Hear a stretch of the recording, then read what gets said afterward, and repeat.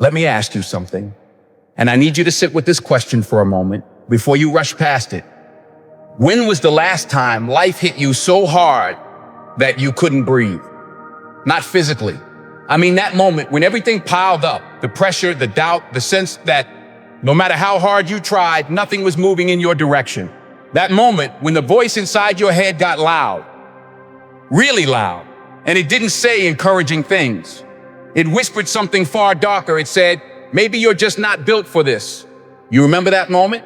Most people do it. And here's what's terrifying about it. Most people never escape it. They hear that voice, they believe it, and slowly, quietly, without anyone noticing, they stop. They stop reaching. They stop pushing. They stop believing that something extraordinary was ever truly possible for them. And they spend the rest of their lives playing in small, blaming circumstances, and wondering what might have happened if only things had been different. But here's the truth that nobody talks about. The truth is they should be taught in every school, every home, every conversation that matters. Your circumstances never decided your destiny. Your mind did. Not your talent, not your luck, not who your parents were, or what city you grew up in, or how many times you failed before. Every single outcome in your life, every victory, every defeat, every moment of breakthrough or collapse, it all started in the same place, inside your head, between your ears, in that 6-pound universe sitting on your shoulders that most people never once stopped to truly train. And that's what this is about today. Not motivation that fades in an hour, not feel-good words that disappear the moment life gets hard again. This is about something that is real, something is permanent, a shift so deep that when the storm comes, and it will come, you don't just survive it, you walk straight through it, and you come out stronger on the other side. Stay with me, because what you're about to discover might be the most important thing you've ever heard. Here's the question that should shake you to your core. What if the single greatest battle of your life was never against another person, never against your circumstances, never against the economy, or your past, or your failures, but against the untrained version of your own mind? Think about the greatest people you've ever admired, not just athletes or billionaires.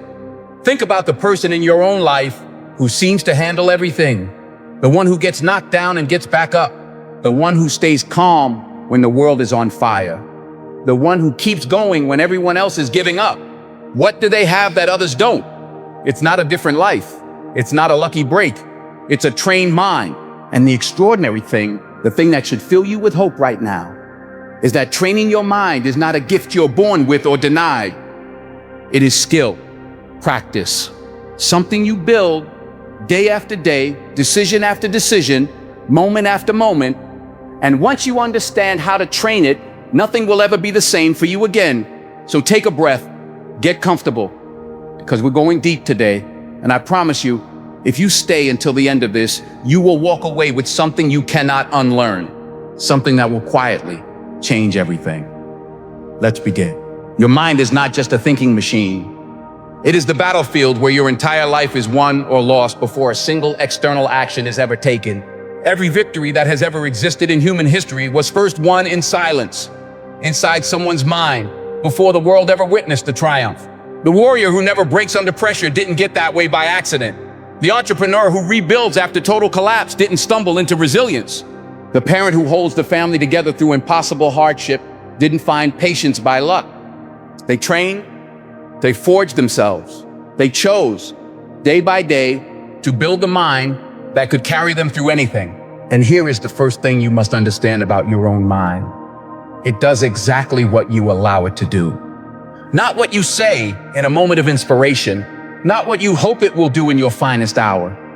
It does what you have conditioned it to do through every quiet, unsexy, invisible choice you make when nobody is watching. When you scroll instead of reading, when you complain instead of solving, when you sleep instead of rising, when you choose comfort over growth. Every single time you are training your mind.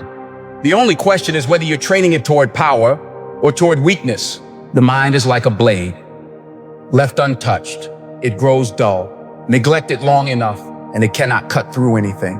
But take it to the grindstone, day after day, through practice and discipline and relentless intentionality, and it becomes something extraordinary.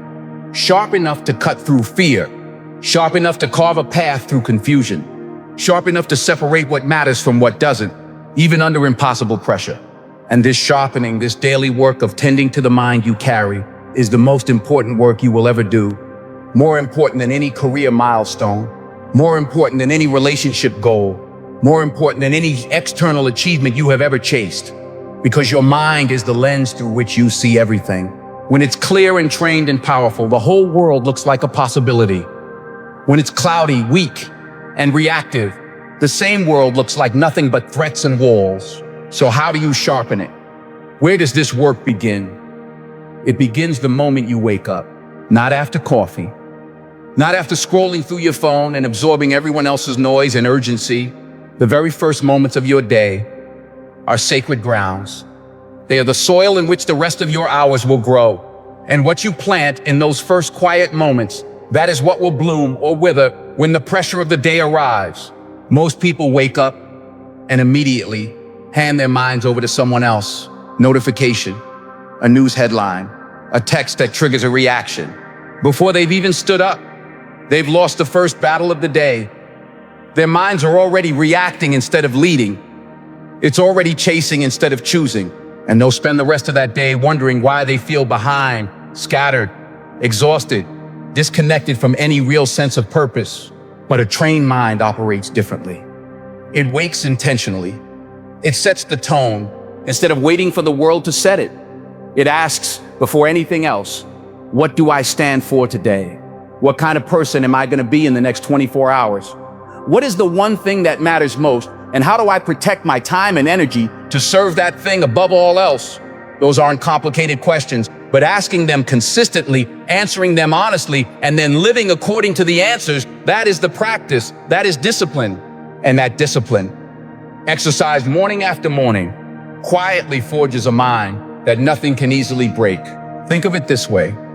Your thoughts are seeds, every single one of them, and whatever ground you plant them in, whatever you choose to think about, dwell on, return to, nurture, that ground will produce fruit.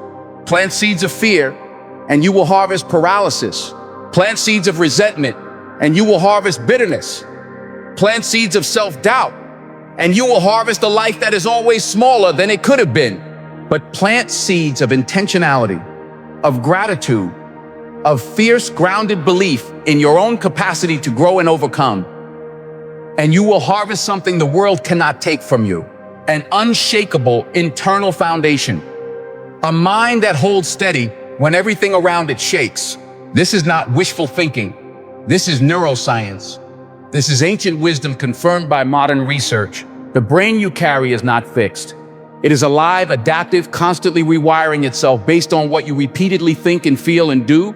Every time you choose a disciplined thought over a reactive one, you are literally strengthening the neural pathways of self-mastery. Every time you catch yourself spiraling and choose to redirect, you are building the architecture of a stronger mind, brick with bricks, thought by thought, day by day. And here is where it gets powerful. You don't need perfect conditions to do this. You don't need everything to go right. You don't need the absence of pain or struggle or difficulty. In fact, and this might be the most liberating thing you hear today, the struggle is the training ground. The difficulty is the gym. The hardest moments of your life are not evidence that you're failing. They are the very curriculum through which your mind develops the strength it needs to win. You cannot build a fireproof spirit without walking through fire. Now let's talk about failure. Because if your mind hasn't learned to handle failure properly, you will never train it to win. Most people treat failure like a verdict, like a court of law has looked at their life, reviewed the evidence, and stamped a judgment. Not enough. Give up. This is where your road ends. And so they internalize it, they carry it. They let the memory of falling short quietly define the boundaries of what they're willing to try next time. And slowly, imperceptibly, their world gets smaller. Their risks get safer. Their ambitions get softer.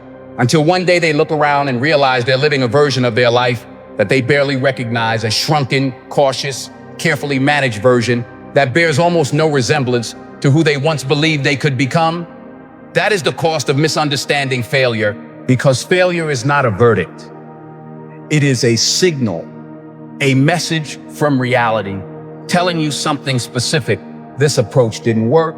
This timing was off. This skill needs to be developed. This belief needs to be challenged. Failure is the most honest feedback system in the universe, and a trained mind knows how to read it without being destroyed by it. Think about every single person throughout history who built something remarkable. Not one of them arrived at greatness through an unbroken string of successes. Every inventor whose name you know failed hundreds of times before the breakthrough came. Every athlete who stood on a podium lost more times than most people would ever try. Every leader who changed the world endured seasons of public humiliation, private doubt, and spectacular falling short. And what separated them from everyone who gave up? They trained their minds to receive failure as information, not as identity, not as final, as data. There is a question that the most resilient minds in the world ask every time they fall short. It's a simple question, but it changes everything. What can I learn here? Not why does this always happen to me? Not what's wrong with me? Not why is life so unfair? Those questions are traps. They turn the mind inward in the most destructive possible way, feeding the very doubt and shame that makes falling harder to recover from. But what can I learn here?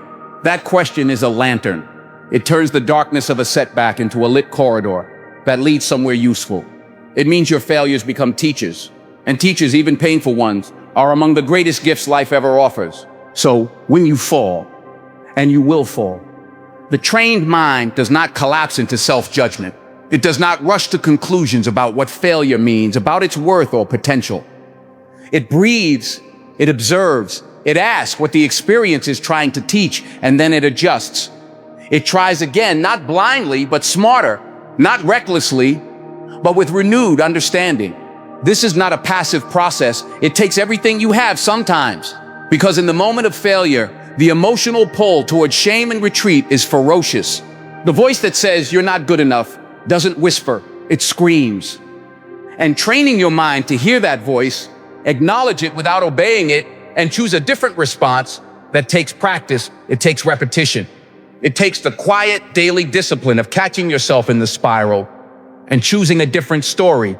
But here is the most beautiful thing. Every time you do it, it becomes slightly more natural. Every time you convert a failure into a lesson and keep moving, the neural pathway of resilience grows a little stronger, until one day you discover that failure has lost its power to destroy you. It still hurts, but it no longer has the final word. And that shift, that day when you realize failure cannot stop you, that is the day everything changes. There is courage in failing. Real, deep, uncommon courage. Because the only people who never fail are the people who never truly try. Every scar from a fallen attempt is proof that you were brave enough to step into the arena. Celebrate that. Don't carry it as shame, carry it as evidence of a life fully lived. Your mind trained to see failure this way does not become arrogant. It becomes formidable. It becomes the kind of mind that other people look at and quietly think, I don't know how they keep going. And the answer is simple, they train for it. Now we need to talk about something that almost nobody addresses when they talk about mental toughness, and yet it is at the absolute core of building an unbeatable mind. Discomfort, not the dramatic kind, not the life-altering crises or the catastrophic losses. The ordinary, everyday, mundane discomfort. The alarm goes off before your body is ready. The conversation you've been avoiding is a problem. The hard work that doesn't show visible results yet. The boredom of the in-between stages, when you've started but haven't arrived, when the process is grinding and the destination feels impossibly far. That is where most people quietly surrender. Not in big dramatic moments, in the small, unsexy, ordinary ones. The moments when comfort is available and discipline would require just a little more from you than you feel like giving. And millions of people, billions of people choose the comfort every single time and wonder why their life never changes. Resilience is not built through comfort. It cannot be. It is built in direct proportion to your willingness to remain present in discomfort without retreating from it. Every time you stay when you want to leave, every time you push when you want to stop, every time you breathe through the difficulty instead of escaping into distraction, you are adding a layer to the armor of your mind. Think about physical training for a moment. If you want stronger muscles, you have to tear them up. You have to subject them to resistance that exceeds their current capacity. And in that moment of tearing, in that burning sensation that your body screams to relieve, the adaptation happens, the growth happens. Your body rebuilds more strongly than it was before, not despite the discomfort. Because of it, your mind works exactly the same way every time you resist the urge to give up. Every time you stay focused when distraction calls. Every time you sit with anxiety or uncertainty without rushing to soothe it prematurely, you are tearing and rebuilding, strengthening. Expand your capacity. And the mind that has been through that process 1,000 times becomes something extraordinary. It becomes the mind that you can stay calm when others are panicking. The mind that can think clearly when everything around it is chaos. The mind that does not need perfect conditions to keep moving forward. There is a quiet power in discomfort that you can only discover by staying in it long enough. Because here's the thing about discomfort that nobody tells you: it always passes, always. The wave rises, it peaks, and it falls. And on the other hand, you are different from who you were before. Slightly stronger, slightly more capable, slightly more convinced that you can handle what life throws at you.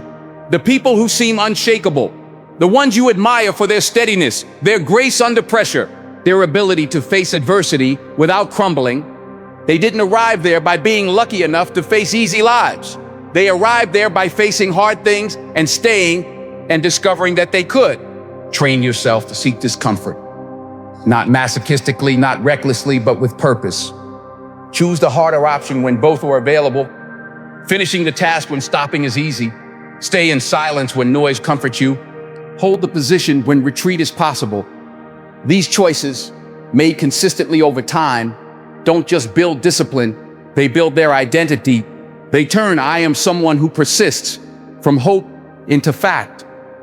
And when that becomes a fact about who you are, your mind stops spending energy debating whether to continue. Continuation becomes the default. And that default is where extraordinary lives are built. Let's go deeper now, because there is a dimension of mental training that separates those who break under pressure from those who don't. And it has everything to do with how you think during chaos, not after it. Chaos is unavoidable. Life will pile up on you. There will be days when the priorities stack on top of each other like a building about to collapse. When every direction has someone or something pulling at you with urgency. When noise is everywhere and clarity feels impossible. And in those moments, the untrained mind does the worst possible thing. It speeds up. It reacts. It tries to handle everything simultaneously and ends up handling nothing properly. It makes quick decisions. It later regrets. It mistakes urgency for importance and wastes its most precious resource, focused attention, on things that don't actually matter. A trained mind does the opposite. When chaos increases around it, it slows down. It narrows its focus. It asks one question above all others. What is the single most important thing right now? Not the 5 most important things, the one. And it gives itself fully to that one thing before moving to the next. This sounds simple. It is not easy, because chaos is designed to overwhelm you into believing that everything requires your attention simultaneously. And if you believe that, you are lost. You become reactive, scattered, and perpetually behind. But if you have trained your mind to breathe through the noise and find the signal to cut through the chaos and identify the essential, you discover that most of what feels urgent is not actually important. And most of what is truly important can be handled with full presence and clarity if you give it that gift. The ability to think clearly under pressure is not an innate personality trait. It is a trained capacity. And it is trained exactly the way every other mental skill is trained, through practice, through deliberately exposing yourself to pressure and training your mind to remain grounded within it, through learning to regulate your emotions not by suppressing them, but by preventing them from overriding your judgment, through practicing the pause, that sacred space between stimulus and response, until the pause becomes automatic. Your internal language matters enormously here. When chaos comes, the story you tell yourself about it shapes your experience of it entirely. This is overwhelming and I can't handle it produces a very different mental state than this is intense but manageable. Everything is falling apart produces paralysis. This is difficult and I will work through it step by step produces movement. You have more control over that internal narrative than you might believe. And training that narrative, choosing deliberate, grounding language when the pressure rises, is one of the most powerful mental skills you can ever develop. Think clearly in chaos. Stay calm when others are losing their composure. Find the priority when everything is screaming for attention. That is a superpower, and it is available to you, but you have to train for it every day. Starting now, here is something that might be the most uncomfortable truth in this entire conversation, and it is one you cannot afford to ignore. If you genuinely want to win in every situation, you cannot run by yourself. 24 hours a day, every day of your life, there is one presence you can never escape, one voice you can never turn off, one relationship you can never end. The relationship with your own mind is great, and for many people, more than will ever admit it, that relationship is their greatest source of suffering. Because the mind left untrained doesn't just drift. It turns on you. It rehearses worst-case scenarios at 2 in the morning. It digs up old failures at the worst possible moments. It whispers inadequacy when you need confidence and conjures doubt when you need conviction. It becomes not your ally, but your adversary. A man who dedicated his life to understanding this once said, "Your brain is the most powerful weapon in the world." But when you go through the hardest moments, real depression, real grief, real crisis, you can't Google your way through it. You can't outsource your way through it. You are alone in that mind. And that mind is talking to you constantly in all kinds of directions. If you cannot control it, it controls you. And if it controls you, nothing else you build in your life will ever feel secure. This is why the work of training your mind is not optional for anyone who wants to live fully. It is foundational. Everything else, your relationships, your career, your health, your capacity for joy, everything rests on the quality of the mind you are bringing to each moment. The beautiful, terrifying, and ultimately liberating truth is this: you get to decide what kind of mind you develop. Not based on your history, not based on your pain, not based on what other people have told you about who you are or what you're capable of. You are the author, you hold the pen, and every day you are writing the next chapter of what your mind is becoming. So write it deliberately, write it with intention, write it with full understanding that the mind you choose to train today will be the mind that carries you through everything tomorrow. Now, I want to talk to you about something that most people desperately need to hear but rarely do. Something about the relationship between your mind and the person you see in the mirror. There is a version of you that you already sense exists. You felt it in glimpses, in moments of deep clarity, when everything aligned and you felt for a few seconds like yourself in your most complete form. In moments of unexpected strength, when life tested you and you surprised yourself. In moments of quiet certainty, when you just knew what you were meant to be doing, what you were meant to be building, what kind of person you were meant to become. That version of you is not a fantasy. It is not an idealized mirage that exists only to mock you from a distance. It is real. It is possible. And the only thing standing between who you are right now and who that person is the quality of the mind you've been willing to train. Most people give up on that version of themselves, not through a single dramatic decision, but through thousands of tiny surrenders. Each one is so small, it barely registers. Each one seems harmless in isolation. But accumulated over months and years, those small surrenders compound into a life that is measurably smaller than it could have been. And the tragedy is not the outcome. The tragedy is that deep down, somewhere below all the rationalizations and explanations, you know what you were capable of. You feel the gap between the life you're living and the life you were capable of living. And that gap is the most painful thing a human being can carry. You don't have to carry it. Not because success is guaranteed, not because the road will be smooth or the work will be easy, but because the alternative, looking back one day and knowing you gave the world a fraction of what you had inside, that is far more painful than any difficulty the path of growth will ever ask of you. Here is what building a trained mind requires. Not a dramatic overhaul, not a perfect plan executed in perfect conditions. It requires something far simpler and far more demanding: daily promises to yourself kept. That's it. That's the whole secret distilled to its core. Every evening you make 3 specific, non-negotiable commitments to yourself for the following day. Not grand declarations about who you'll someday be. Concrete, achievable, specific actions that you will do tomorrow regardless of how you feel. And then tomorrow, no matter what, you keep them. Tired? Keep them up.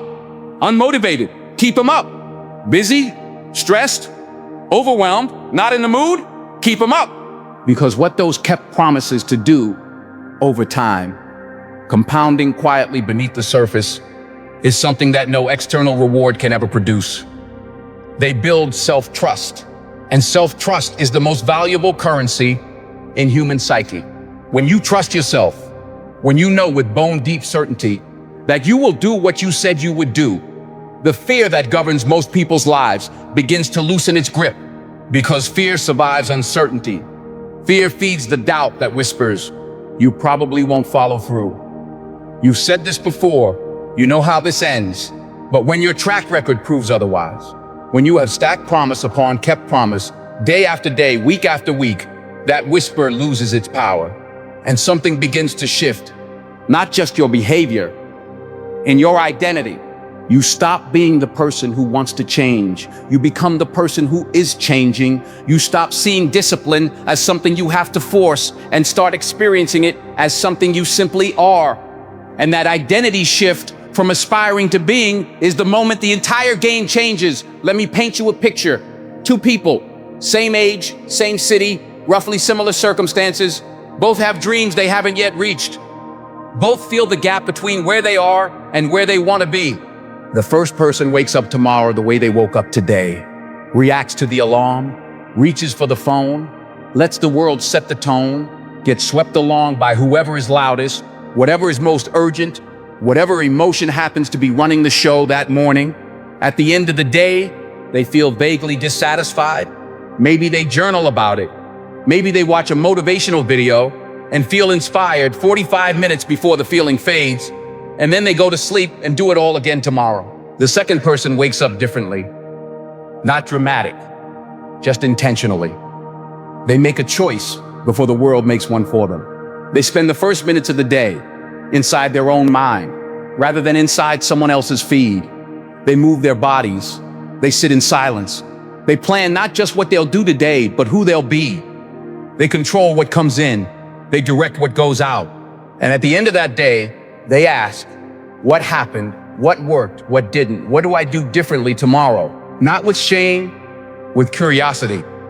Like a scientist refining an experiment. 1 year from now, those two people will be living in different worlds. Not because their circumstances were different, because their minds were different.